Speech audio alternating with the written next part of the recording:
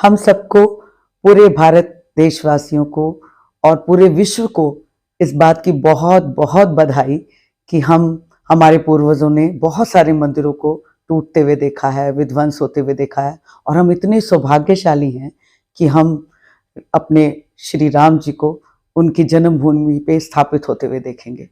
इससे बड़ी सौभाग्य की बात कोई और हो नहीं सकती। जब श्री रामचंद्र जी 14 वर्ष के वनवास के बाद आए थे तो दिवाली मनाई गई थी। अब तो 500 वर्ष के बाद वो अपनी जन्मभूमि पे स्थापित हो रहे हैं। इससे बड़ी दिवाली तो कोई हो ही नहीं सकती। बहुत सारी, सबको बहुत बधाई। हम बहुत सौभाग्यशाली हैं।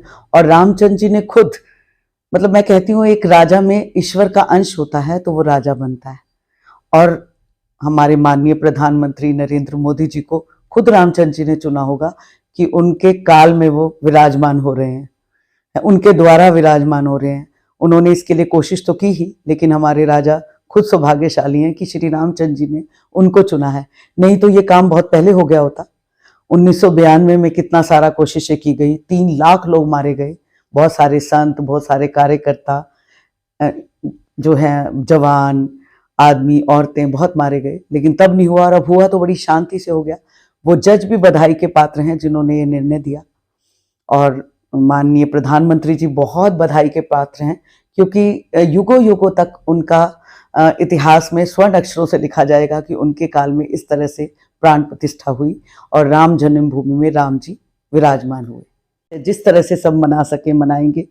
दिवाली पे तो एक दिन मनाई जाती है, अब तो 11 दिन का अनुष्ठान माननीय प्रधानमंत्री जी कर रहे हैं। तो बहुत सारे संत, बहुत सारे लोग रोज ही चले हुए हैं। मैं तो अपने पतिदेव को जानती हूँ, डॉक्टर ईश्वर चंद्र सरदाना जी, जो हमारी शादी के 35 साल तक कभी मंदिर जाके खुश नहीं होते थे, लेकिन आजकल रोज जाते हैं और रोज हनुमान चालीसा का पाठ करते हैं। तो राम में हो चुका है पूरा वातावरण, और रामचंद्र जी चाहे तो क्या नहीं हो सकता है ना। उन्हीं की माया से तो संसार चलता है। उन्होंने ये माया चलाई है कि हर इंसान राम में हो गया है। कोई राम की कथा गा रहा है, तो कोई राम के भजन गा रहा है, तो कोई अपने घर में कैसे दिवाली मनाऊं, रंगोली मनाऊं। तो सबको यही चाहूंगी, सब मन से खुश हों।